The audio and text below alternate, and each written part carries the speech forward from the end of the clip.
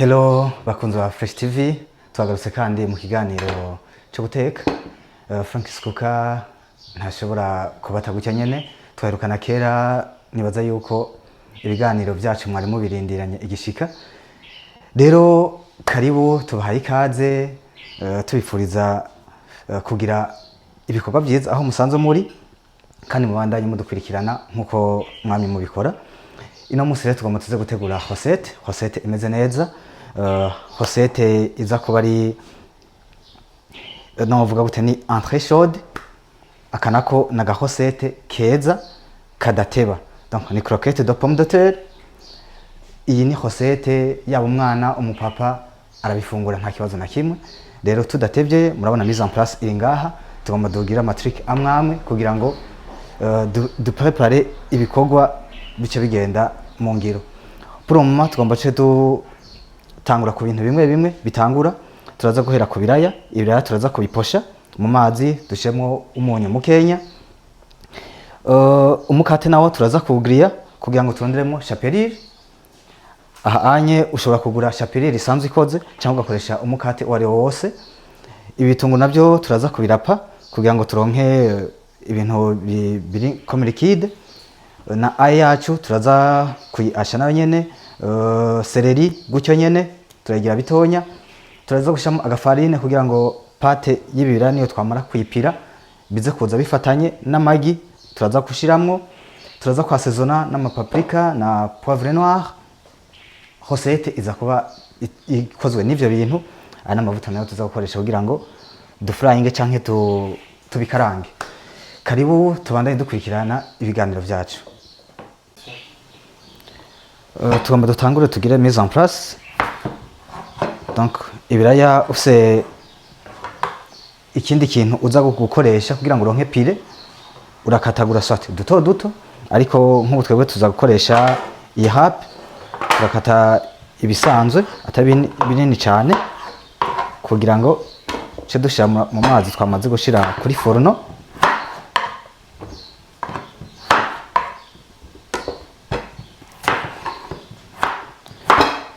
Twizera yuko iyi recette abatari bakenya muza kuyikunda, surtout abantu mureze abana badakunda gufungura ibintu bimwe na bimwe. Iki kirayo wamaze kugikora gucyanye, umwana ntashobora kuza kubona yuko ariyo cya kirayo, aca abona ko muhaye ikindi kintu.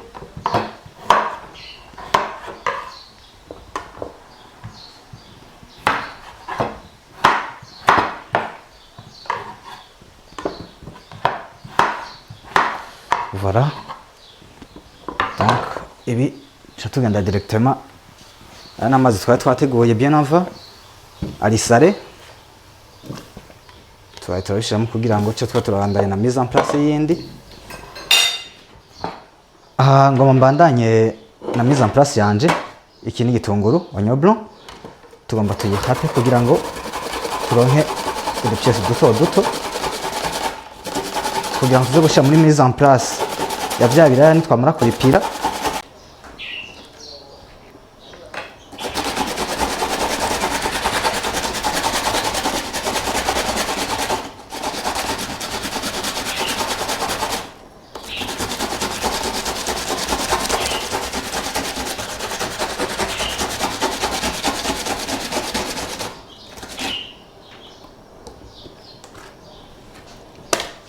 Ibi ni bitunguru. Ina ni press eye. Donc press eye ni nkuko nakantu navuga gute dushondesha tungurusumu kugira ngo ize kuza imeze neza cyane. Mu gihe udafise agasekuro uca ukoresha kanya, niko kari professionnel.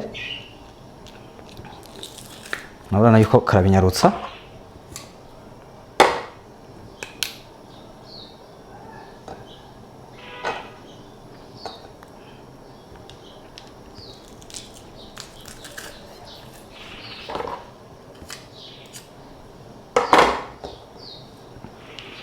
Iraza gutuma gu y'ibiraya byacu iza kuza imeze neza cyane.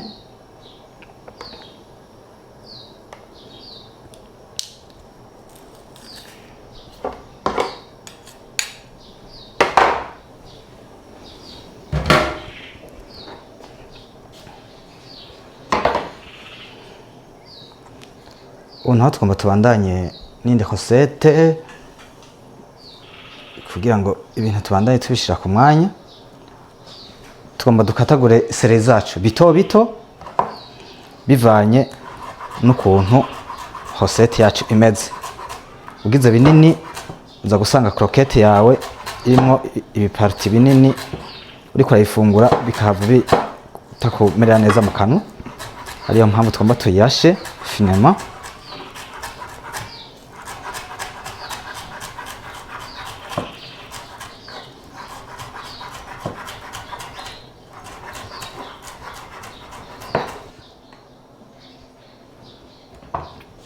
Ubu naho tugomba tugende kuri fourno kandi tugire rero ya mikate yacu.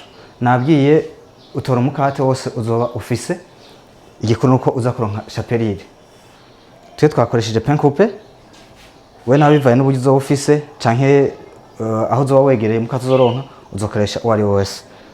Tugomba rona iyi ni pano turende juste amazi aveko gatonye. Chapelure mu kuyigira dushirako umukate wonyene kugira ngo uwo muke uze umeze nk'igiti, hanyuma turaza kuekraza kugira ngo turonke iyo chapelure turiko turipfuza. Turarindiriye ku buryo itazigira bitakaze irangi ryawe ngo chapelure iciza yirabura.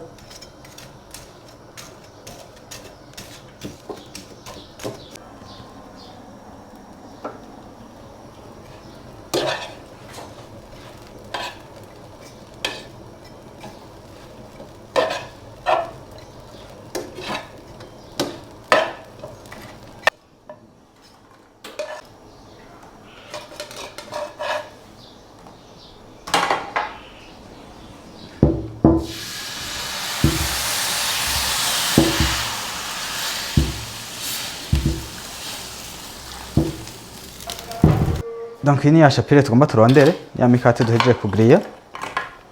Iyi ni blender dushitsemo kugira ngo tubisye turondere ifu.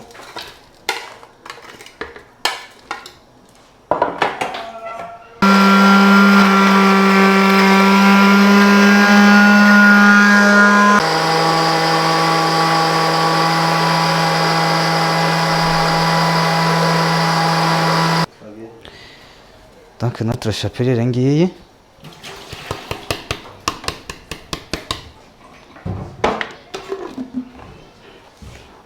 Murabona yuko twamaze kuronka ibintu bimeze nk'ifu. Iyi rero niyo tuza gukoresha mu gukora recette yacu. Turabe ibirana navyo ko bisa n'ibitunganye.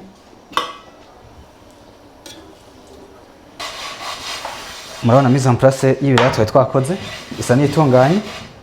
Tugomba turekime amazi cyo dupira, hanyuma cyo tubivanga byose tubandanye neza kuba bikurikira. Voilà, ibiraya byacu byatunganye kome bishushe. Nanse gukoresha hapi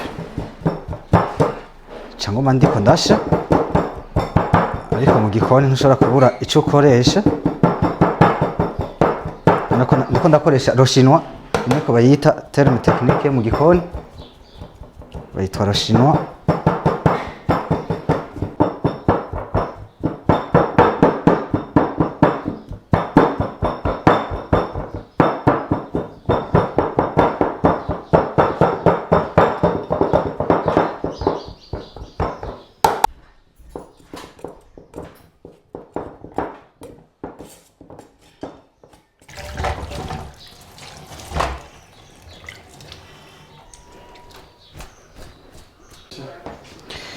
Mise en place yacu murabona iratunganye. Ubu tugomba tugire assemblage ya buri kintu cyose. No seleri ziriyashe turazishize muri bya bitungo navyo nyine biriyashe. Poivre blanc turashizemo akayiko kamwe. Turashizemo agafarine kugira ngo ize kudufasha yuko pate yacu iza kuza yegeranye.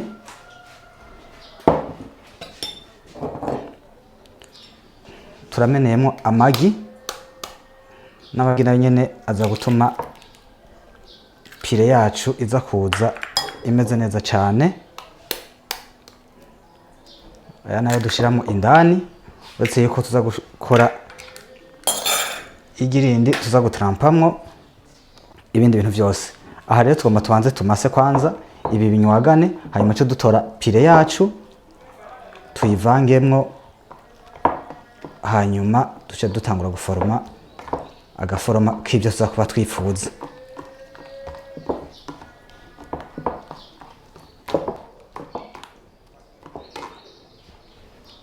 Rero tugomba dufate ibi bintu byose tubishyire muri ya pire yacu, nako turabimeranjije.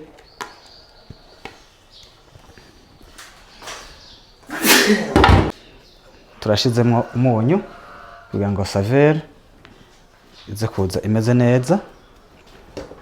Cha dufata rero bya bintu byacu byose tubivange.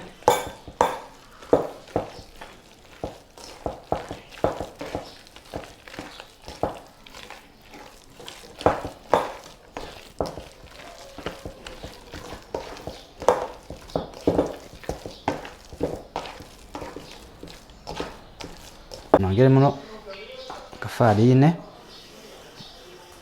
kunumvise pate imeze nk'iyoroshe.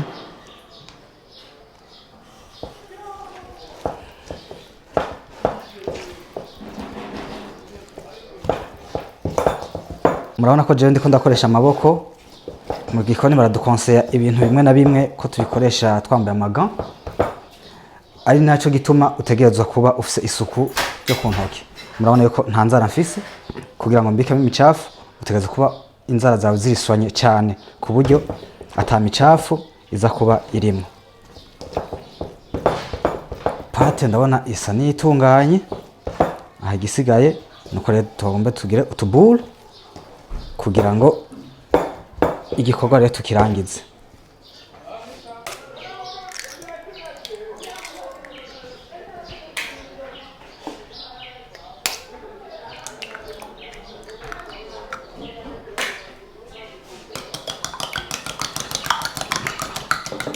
Aya n'amagi aza kudufasha yuko pate duhejeje kuyihura neza, cyo ducisha ngaha mu magi, hanyuma cyo ducisha muri chapelure, cyo tushiramwo kumbabura bice bisha.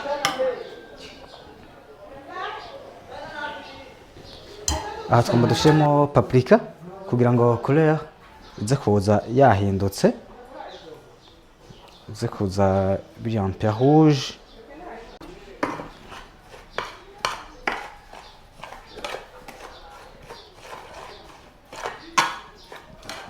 Ari hose tuza guha abana ntuzoshemo paprika parce que paprika kagomba kumera nk'agapiripiri, nubwo bitababa cyane ariko umwana kwava kamugirira ikibazo. Yitije agafu,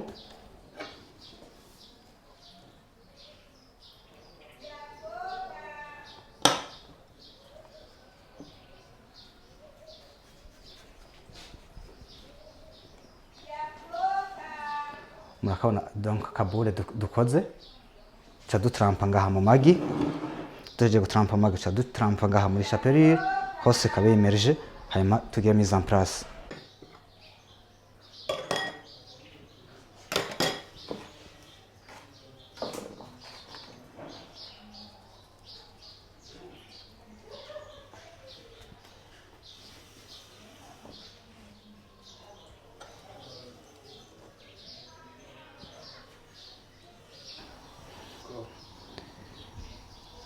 Amavuta yacu yamaze gushuha, murabona yuko ikiraya cacu twamaze kugipira, croquette yacu yamaze kuboneka, amaforoma abatandukanye.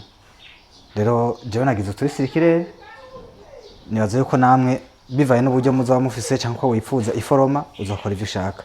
Uco turampamo rero indani tugomba tugriye.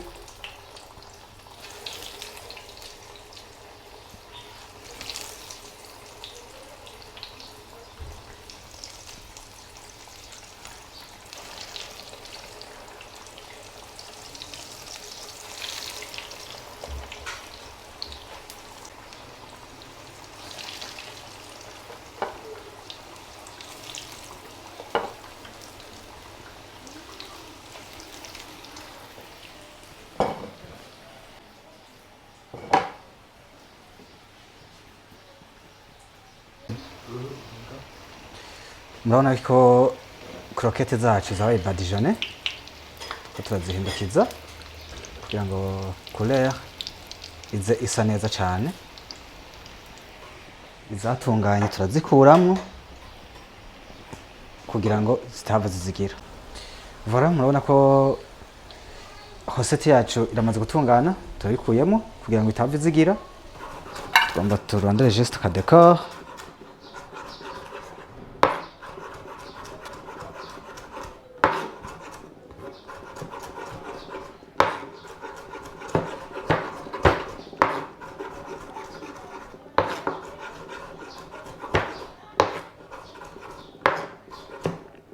Voilà.